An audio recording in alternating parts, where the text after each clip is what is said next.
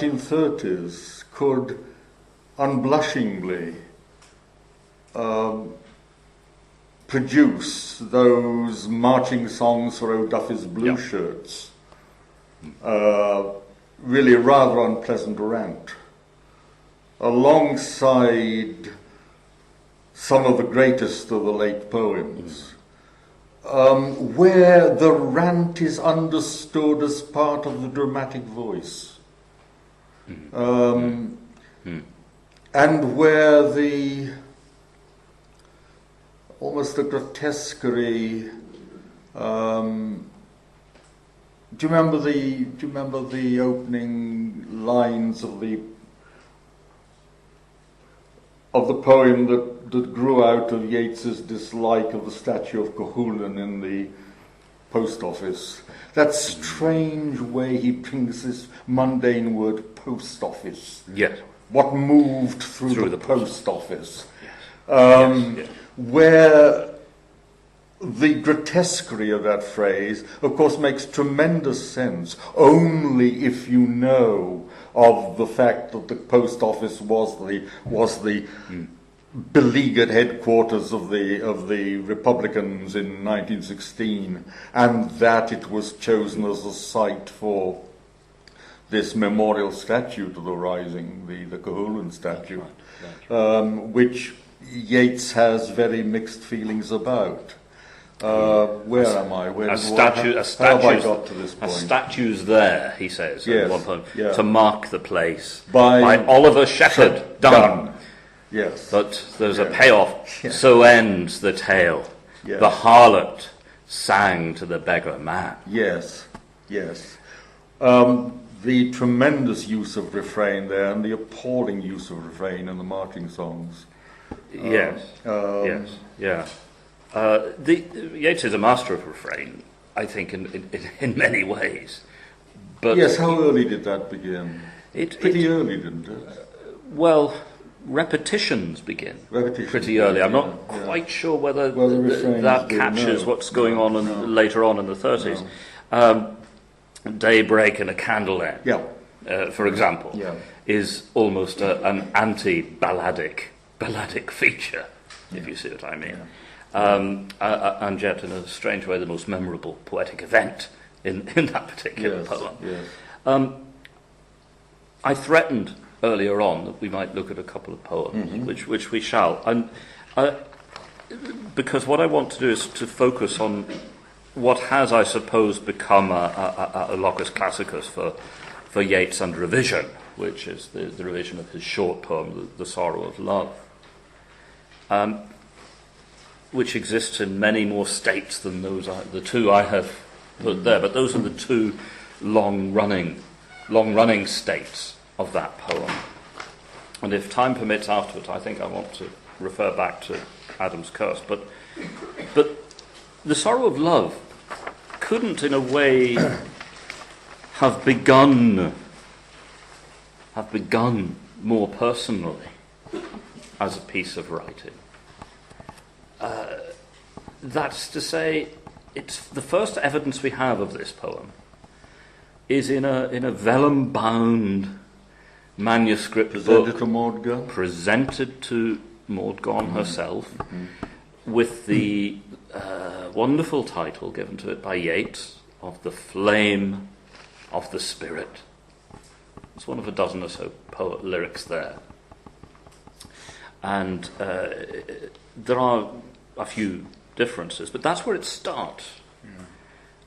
It is published in his book of the following year, The Countess Kathleen, various legends and lyrics.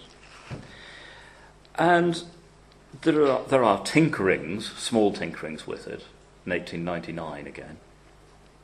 But there it sleeps until 1924, when Yeats is revising his work for early poems and stories, when he suddenly lays into this poem again. He says, he's at Coole Park, by the way, when all this is happening. And he writes to his wife, George, in November. He says, I've worked very hard. I've just turned an absurd absurd old poem of mine called The Sorrow of Love into a Finer Thing. I suppose I would want to listen quite closely to that word absurd and to reflect that writing that to one's wife about a poem written really to the love of one's life is an interesting thing in itself, and suggests we might be on delicate yes, territory. How else would one introduce the subject to one's wife? Well, quite absurd. Absurd old poem of mine. Yes. Yes, well, he does this. Yeah. And bear in mind, Yeats is staying with another woman who took great care of him, Augusta, Lady Gregory, at this time. Indeed. Yeah. And we have two copies of Yeats's poems, 1895 and 99, where he has tipped in, as the bibliographers say, the revisions to this poem. And he's written very carefully, made it cool. Anyhow, this appears the following year in the radically changed version, which I put at the bottom of the sheet there. And no sooner does that book appear, Early Poems and Stories, than W.B. sends it off as a gift to Maud. And he writes, "My dear Maud, I send you a copy of my latest book, Early Poems and Stories. All work you know or think you know. Some of the poems, however, have nothing of their old selves but the titles. I am especially pleased with that on page 117, which I should say is The Sorrow of Love. You may perhaps recognize the model for that particular portrait. I felt as I wrote that I had recalled the exact impression of that time, and that I had seen it at last, as I could not when I was young, and dimmed the window glass with my hot breath." It's a wonderful letter. Yes. He talks about Keats, doesn't he?